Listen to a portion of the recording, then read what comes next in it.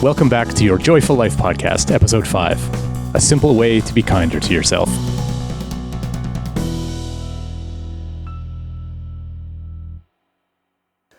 All right, Rack. Welcome back. Welcome back. So I had an idea for... This is Episode 5. This is Episode 5, Your yes. Joyful Life Podcast. Your Joyful Life Podcast. And we know it's in the title. It's in the title. Yeah. So I wanted to continue on from our conversation. So in the last episode, we talked about stories, and you mentioned something about, I can't remember if you used the phrase radical responsibility, but that was what I heard. That doesn't sound like me. Okay. But so good jumping off point. Yeah. So we've talked before about the idea that, so like, we're making it all up. We have the ability to decide in any given moment sort of how we're looking at things, what story we're telling ourselves. We have the ability to acknowledge sort of the data of what's happening outside of the drama and the story we're telling ourselves. And one of the... the other thing was you've talked about sort of the victim, like removing sort of the victim card, right? So if I accept the premise that I'm in control of my moment-to-moment experience, because my moment-to-moment experience is based on the story I'm telling myself, and I have the ability to change that story, then if I am having the conclusion from all that is, if I'm having a bad experience, it has nothing to do with the world out there. It's all on me. Yeah. And while on the one hand, that's kind of liberating because it means if I don't like the experience I'm having, I can just change it without having to change the world outside. I can just change the story I'm telling. That's really cool. But I also find that once I've accepted that, if I'm not feeling great, and let's say I'm taking it out on my family because I'm not in a good mood and now I'm short with everyone and now everyone's miserable, I end up feeling a lot of guilt because I know I've created, like, because I can't blame anything else, I am creating this negative experience for people around me. And you might say they're just creating their own experience, but like, my kids don't know any of this. They just know their dad's being a jerk in the moment. So yeah, one of the sort of consequences to this line of thinking is when you are not in a good mood, at least I feel some guilt or like pressure to just figure it out faster so that the people around me can have a better experience. So I thought we could talk about that sort of interplay between responsibility and the acceptance that I'm in control of my experience, and the guilt and frustration and shame, whatever the negative emotions that come with having a negative in the moment experience.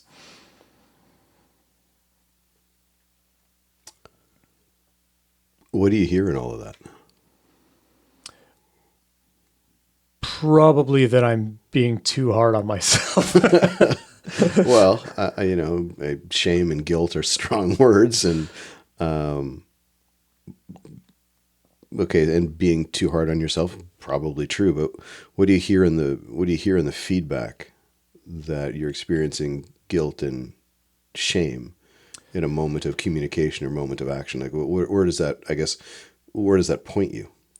So it certainly points to what I'm paying attention to is not serving me well because I don't feel good in the moment. And we've talked before about trying to point our attention to a place that feels better. So I'm getting sort of the initial feedback that I'm not feeling good, and I'm getting kind of secondary feedback because I'm judging the first feedback. That's the second arrow thing. Yeah, isn't Buddhists call that the second arrow. The first arrow is the thing that happened, and the second one is you're just punishing yourself about the first one. Right. So yeah, I'm second arrowing myself about the first one. So it's pointing to I'm just doing more of creating a negative experience for myself. This might be the shortest podcast we do. was this another one of those just notice and stop it? Should I just stop doing that? Um, Yeah. What's the responsibility in this sort of, I don't know, it's not radical honesty, radical self-awareness. What happens when you can't play the victim card anymore? right. Like, okay, I'm the creator of my experience. It's an inside out job. I know that, or, I profess to know, pretend to know it. It's a good story. Right. What do you do when you find yourself caught up in experience that goes against what you kind of know? Is that sort of that's sort of what I hear. Yeah, I guess when no, like I should know better. Right. I should know better. That's, I think that happens. Well, I can speak to my own experience with that. Sort of my awakening moment in 2015. Ooh, wow. I see everything differently. This is so cool. I'm no longer a victim. And that went on for months, right? It was just like I was cruising. And then all of a sudden I came crashing back down to earth and I was like, man, this sucks. This is like, so that I should know better. That sort of self-flagellation. What do you do about it? I mean, I think the key to any of this stuff, when you run into, I should know better, it should be different, is to, allow yourself to be okay with what's happening. Okay, I am being a jerk right now. Period. Okay. Rather than I'm being a jerk right now, I don't have it figured out, or something's wrong, or I'm going to find some way to blame my jerkiness on them. I think it's once the victim card, and when I say victim card, what I mean is not being at the receiving end of life. Right. Right. It's not, your experience isn't being imposed on you.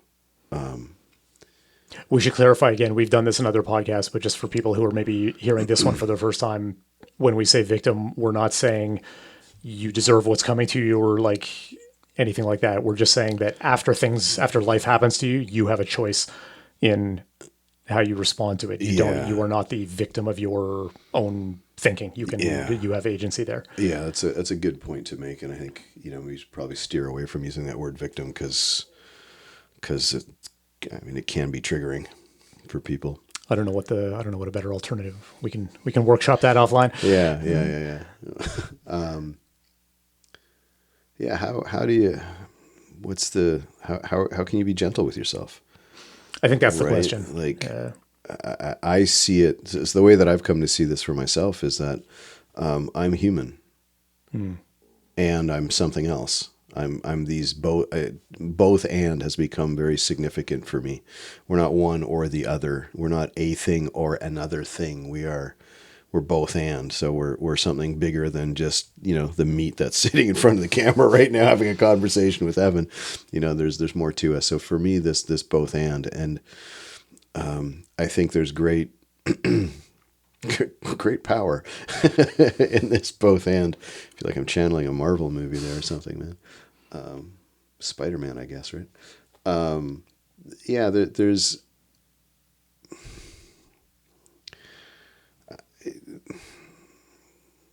I think it's possible to step outside of the receiver of life imposing itself on you and still get caught because it all looks so real. Like it really, I mean, it's a cool game that we've all been inserted into that we get to play. And I think sometimes the game is so good that it fools us. Sometimes it really looks like what's happening where in Canada, south of us imposes itself on my way of thinking. Right. It really looks that way sometimes. And as we sort of alluded to, when you're surrounded by that kind of thinking, it can really look like it's true. So, what happens when you get caught up in your thinking? What happens when you get trapped?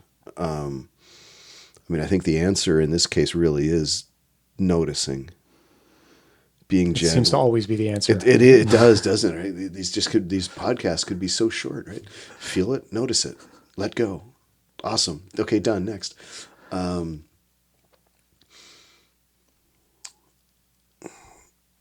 I think anytime we step into trying to figure it out, David Bohm's quote comes to mind. Thought says, or thought creates the world, and then says, "I didn't do it." Right? It's like it's all made up, and sometimes you're going to make it up in a way that doesn't serve you. Sometimes you're going to make it up wrong. Sometimes you're going to make it up in a way that is not ideal for those around you. And I think in those times, what's important to remember is that, fear, feelings of shame or guilt are not about what you did, but they're real-time feedback, about what you're attending to in the moment. So I think the real answer, in my experience anyway, to what do I do when I screw it up, or I should know better, or whatever, however you verbalize it, is to be okay with that. Right. It's okay that you screwed up. It's okay that you're being a jerk. It's not licensed to be an asshole. We're assuming that all of this is coming from a place of compassion, from a good place. I mean, if you have a difficult conversation, I don't think there's such a thing as a difficult conversation anymore. But a conversation. If you're an employer and you got to have a conversation with an employee, I mean, there's nothing difficult about coming from what's true, coming from what needs to be said, and saying it from a place of compassion. The only difficulty that exists in that is the story that you make up about how the other person is going to receive this, over which you have very limited control. So all of that is to say that when we can relax a little bit when it doesn't feel good, that's okay. Engaging in it, trying to figure out why it doesn't feel good, what needs to be done differently, I think is that sort of trap. It's that fish hook kind of thing, right? I think the answer might be to just remember that what you're feeling is an indicator about what you're thinking and holding in your attention, rather than an indicator of your moral fiber. Right. So Like, what I'm hearing there is it doesn't really matter if it's the first arrow or the second arrow. Is that the feeling that is being pointed to is not a good feeling, and we can use that. We talked about using your feeling as a GPS, so we can use that sort of GPS indicator that I'm probably off track here. And the other thing I heard, and I it's so simple that you said, was just like, we're human. Like, we are not going to get it right every time. And so there's a grace we can allow ourselves. That the other thing I thought, it was like in meditation. So the thing a lot of people who don't meditate a lot get wrong about meditation is they sit down and try and meditate and assume their mind should just go blank. And every time they notice that it's not blank, they're like, well, I can't meditate because my mind is right. And one of the first most important things you should learn about meditation is the noticing that your mind is chattering away is the rep, that's the push up. Yeah. And the more you notice what your mind is doing, you are training the other part of your mind to notice the first part of your mind. And so taking that idea of like the noticing being the exercise, the noticing being the powerful part, right? It's not to get it perfect, is if you are noticing whether it's the first arrow or the second arrow, the fact that you noticed you're not feeling good about the current experience you're creating for yourself, that is the sort of encouraging indicator that you're paying attention. Yeah, yeah. Like, that should be a cause for celebration, not for absolutely guilt or whatever. Well, sorry. No, go ahead. Well, the neat thing is, if you miss it or get it wrong the first time, that second arrow will come, and if you miss that one, there'll be a third one and a fourth one, and eventually you'll one way or another, you'll wake up to the fact that this is not good. Right. The arrows start coming and they don't stop coming yet. This is not good. So I guess there's solace if if that's the right word for it, that, if you don't catch it the first time, don't worry, it'll get worse. Right. And if you miss it again, or you ignore it, which you can choose to ignore this. I mean, Right. we've talked about this before, like being an observer to yourself in a conflict that you'd prefer not to be in. When you watch yourself being in it, wondering why you're doing it and still be doing it. Well, the blessing is that the feedback is going to continue to come, and it's going to, in my experience, continue to get stronger and stronger and stronger until, my experience in 2015 was certainly, I was at the worst point I could have been in my life. I'm not sure. Yeah, it might be a little strong, but it was either wake up or, big trouble for you, man. Right. Like, so, if you don't want to be gentle with yourself, if you don't want to remember that you're human and have some grace and self-compassion, then, take comfort in the fact that eventually you're going to get smacked in the face by the universe. And hopefully that's what you do. Lest you despair to a point where really horrific options start to look reasonable. We want to avoid those, obviously. But it's like, I think this, like, we're human, man. We're you're not going to get it right all the time. And there's feedback in not getting it right all the time. Like, how boring would this experience be if you got it right all the time? Right. You've done some martial arts. You've fought before. Do you learn more when you win, or do you learn more when you lose?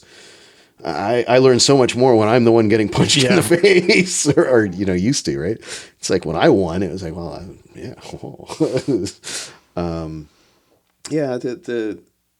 these I should know better.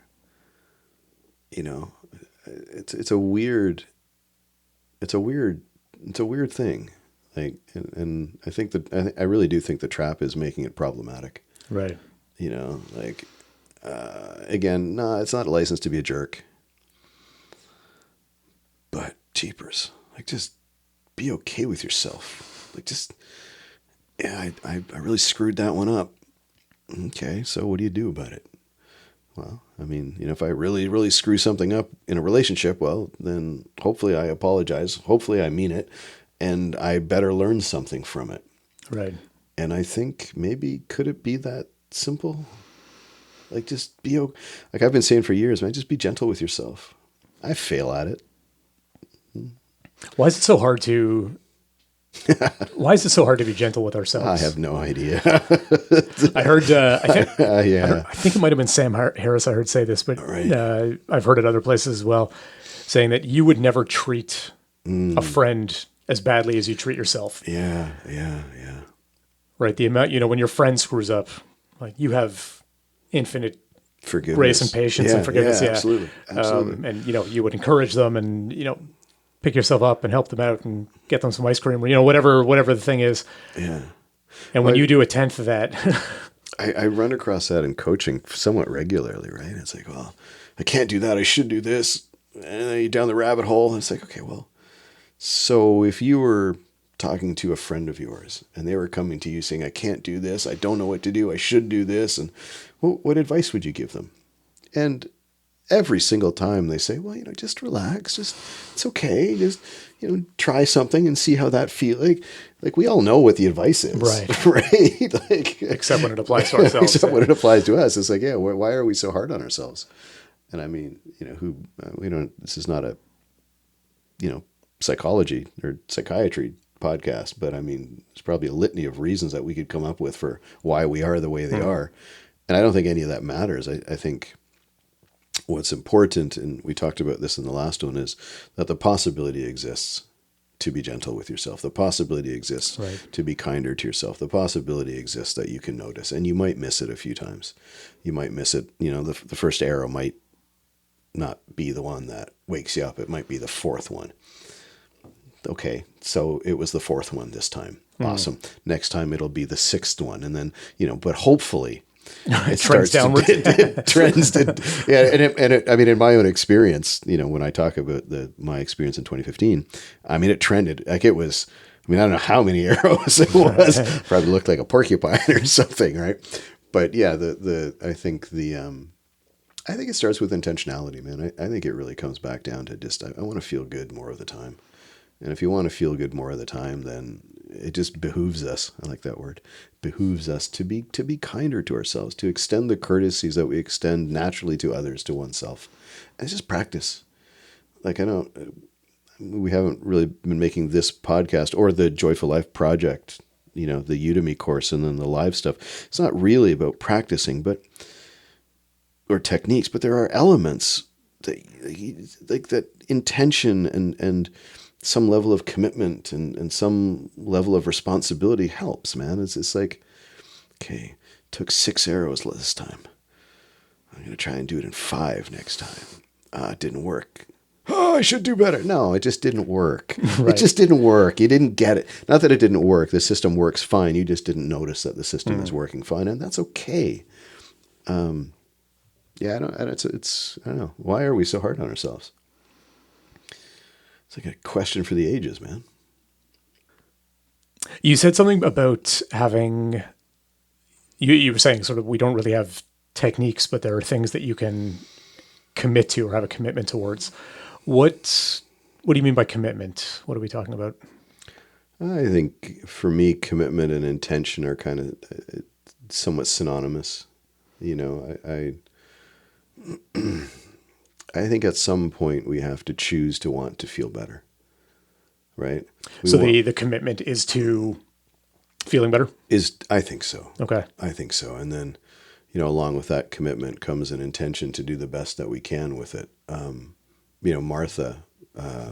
Martha Chan, awesome coach in her own right, said something to me about die trying, which really, Right. really resonated. That struck me.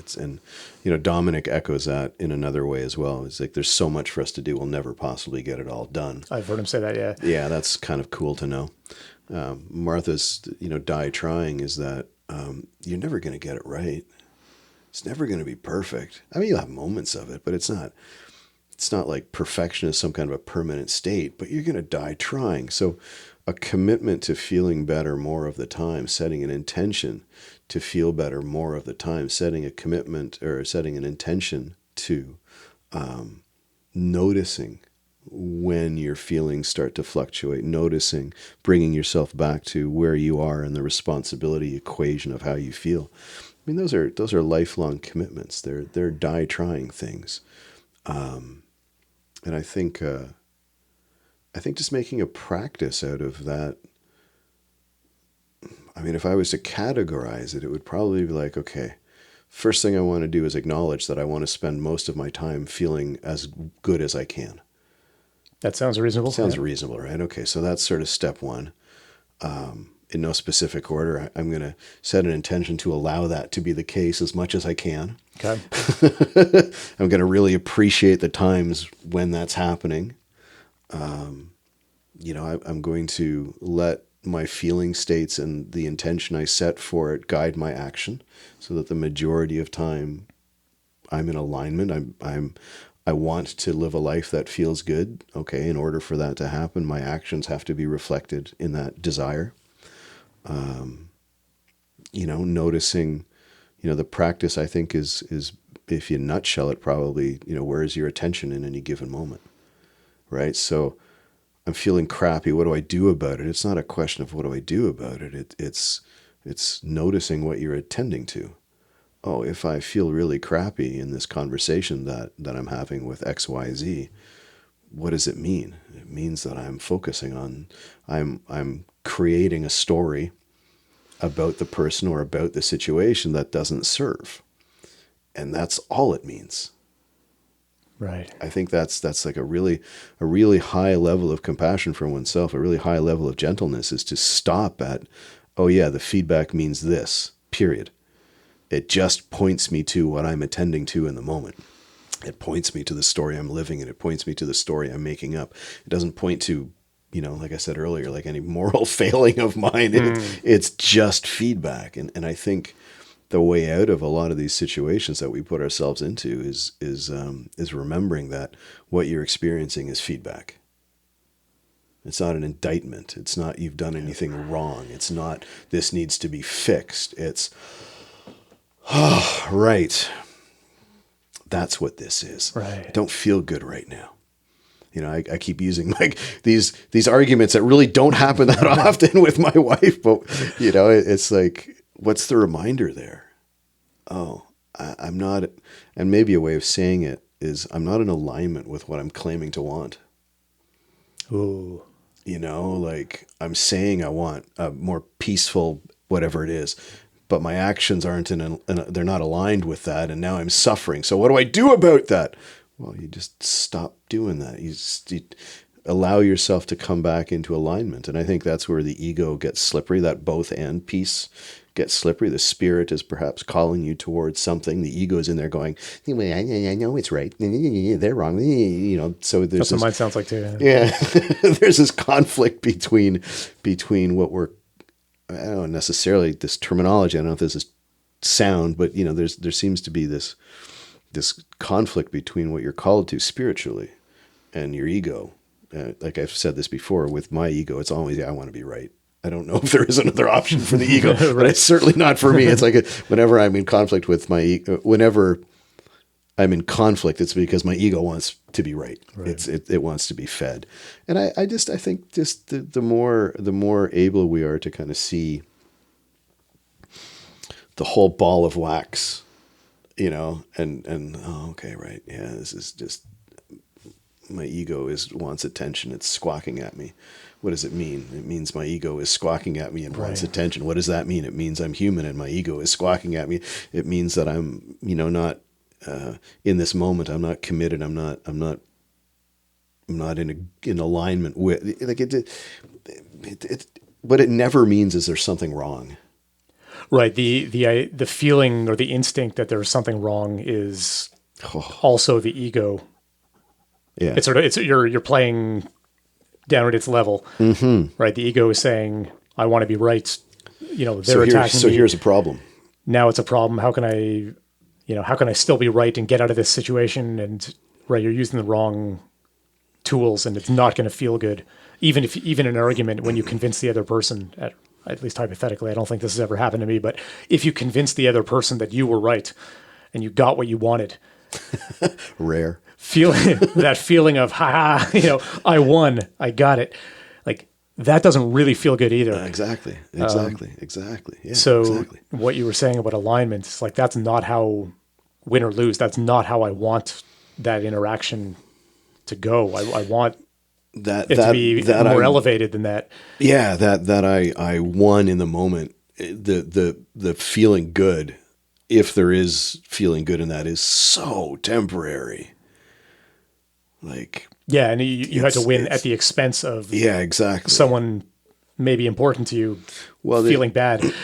One of the things that a little bit of a segue here, but one of the things that I've been spending a lot of time on, or have, maybe not right now, but anyway, have spent a lot of time on is the ability to disagree with someone and not make them wrong. So I can have a disagreement with someone and not need to make them wrong so that my ego can feel like, oh, you're right. Look at you. Aren't you so smart? And, you know, whatever.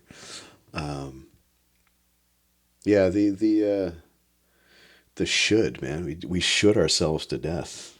I should do this. I should do that. I shouldn't feel this. I shouldn't feel that. Like that quote from Sid, you know, if the only thing people learned was to not fear their experience, that alone would change the world. Yeah, if you can just have a feeling, I don't like this feeling. Okay, awesome. Can you be okay with the feeling that you're having that you don't like? We've talked about this before. I think the more, and I think, you know, your kindness for self, compassion, gentleness with self all fits here. Is if you can just experience the experience. Right. And you've even talked about really leaning into it. I mean, when I've done that, I end up kind of like, man, God, I'm an idiot.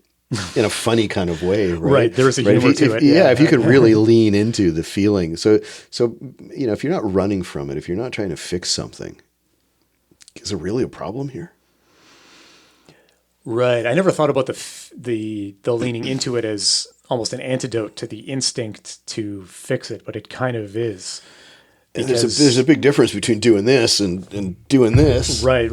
Like, can you have enough compassion for yourself to be okay with the moments that you've created for yourself that don't feel good? Can you be good enough with yourself that you can embrace those?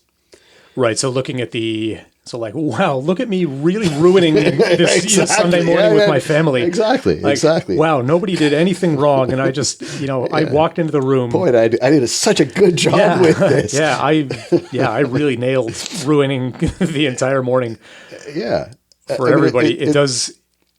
Yeah. It does sort of short circuit the guilt, and it adds a little bit, not that the situation is funny to anybody else, but I think it adds a little bit of unseriousness to your own experience. And from there, that the unseriousness is playful. Yeah. Oh, could I make it worse? Like, what's the next thing I could say? And we're not suggesting that you do and then go and make it no. worse, right? But I think just even as I imagine that happening, like even my energy state as I'm imagining it became more playful. Totally. And Totally. Can you lean in instead of leaning away? Yeah. Yeah. Oh, that's fun to think about. Like, yeah, I ruined it. Could I make it worse? Boy, I'm being like a total jerk right now. It's that, so for me, this both and, right? We're human and we're spiritual. Well, I can't, so many times the spiritual, whatever that is, the spiritual part of me, I've been framing it this way, is like sitting on a beach with a Cuba Libre, watching the ego part of me just being a total jerk, right? It's like, yeah, how you doing in there, buddy? Just sitting here waiting for you to catch up, right? And I think we catch up faster when we don't take it all so seriously, right? It's like, I think we have a tendency to, so if we come back to sort of where we started, this idea of should and should not, we have a tendency to push against that which is uncomfortable. For whatever reason, we push against it in an effort, innocently probably, to figure it out, right? The brain kicks in, the ego kicks in, whatever. Okay, let's solve it. Rarely works, if ever. And what gets lost in that pushing against is the fact that when we don't, this is a little bit new, the way that I'm going to express it anyway, when we don't push against something, we naturally get pulled towards something better. Okay. Right? It's like Michael Neal talks about holding a cork or a ball underwater. Well, what needs to be done? It just needs to be let go of, and it floats back up to the surface, right? And I think I have to think about this a little bit more, but I think there's something about pushing and pulling. Like I don't think that there's a lot to do to feel better, except stop making yourself feel worse. So when we try to not feel worse, or when we try to solve for a should, we're engaging with it. We're making it wrong. We're making it more real. When we can laugh at ourselves about it, and not at the expense of other people, obviously that's not what we mean, but when you can see your own ridiculousness, right? That humor kind of kicks in a little bit. And I think as the grip of having to do something about I should loosens, we naturally gravitate towards feeling better, Right. I think spirit has a way of, again, whatever that means, spirit has a way of pulling us towards it,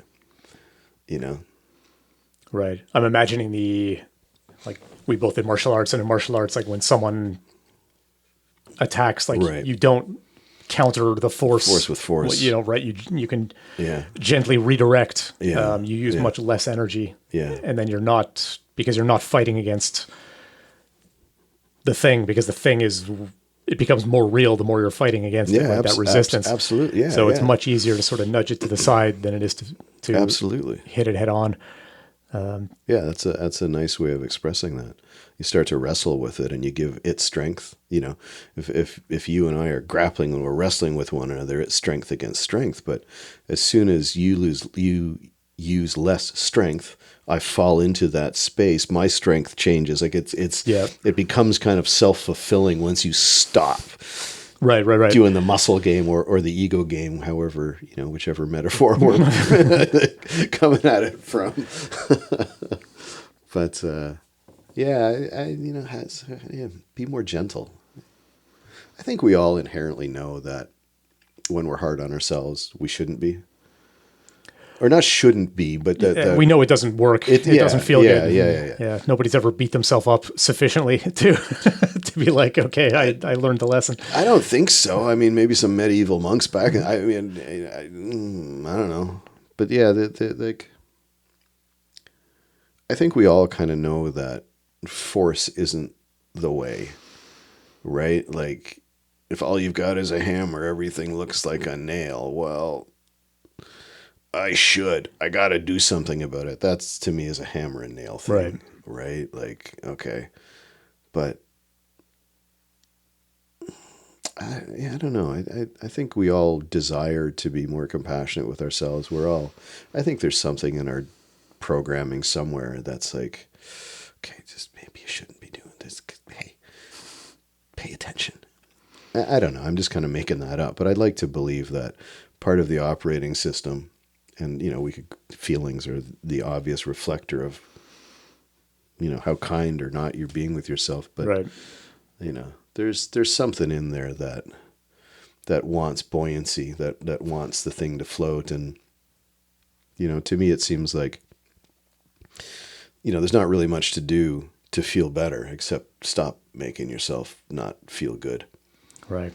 Like the job is not really to make yourself better, or it's not your job to make yourself feel better.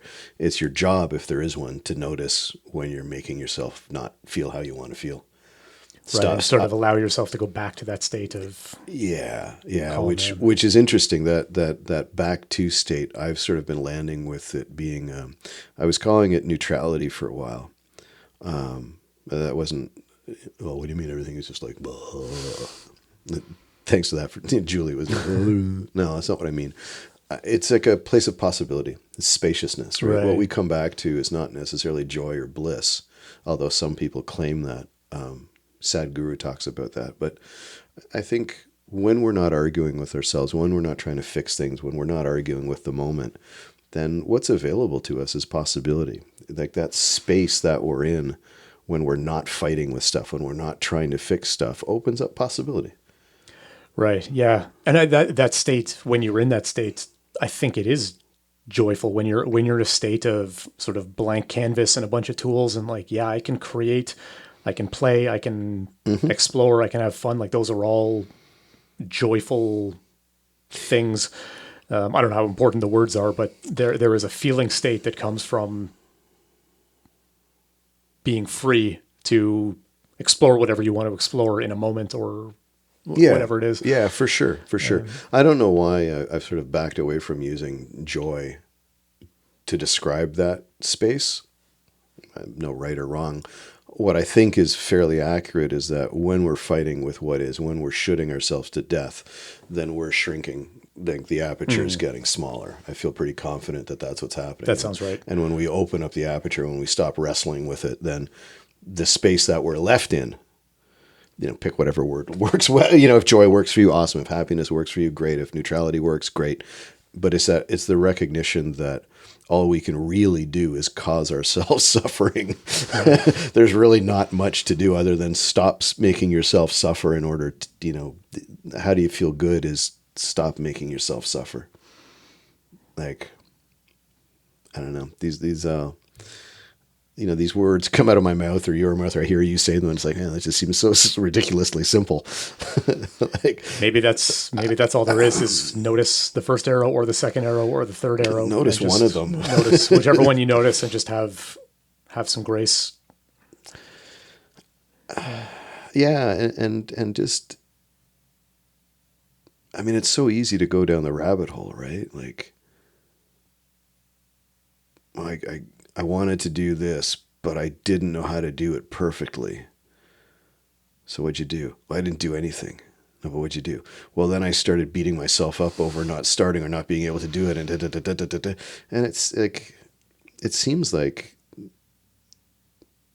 I don't know what to do. That our desire to know an outcome, our desire for perfection, our desire to get it right, contributes so much to complacency, maybe not the right word, but to inaction. Yeah. And then we beat ourselves up over the inaction. Right. So there's just I mean, it's a deep ass well once you start beating yourself up, right? And at each point, as you go down, or the escalator or whatever elevator, as you go down, at each level, you're getting feedback. And the deeper you go, Right. the closer to hell you get, the worse it's going to feel. And, you know, it's like, I don't know, there's so much built into oh gosh, I'm doing it again. Oh, isn't it? I'm not going to pull out a Britney Spears line. Yeah, don't do that. Don't do that. No. But y'all know what I'm talking about, don't you? And we all do that too. And, you know, when we do it again, it's like, okay, yeah, that happened. Right. It's almost like the more practice you give yourself in catching yourself, at some point you just kind of turn the corner and start doing it less. Mm. I don't know if you've noticed that in your experience. I've certainly noticed it in mine. It's like with more intentionality around feeling better. I just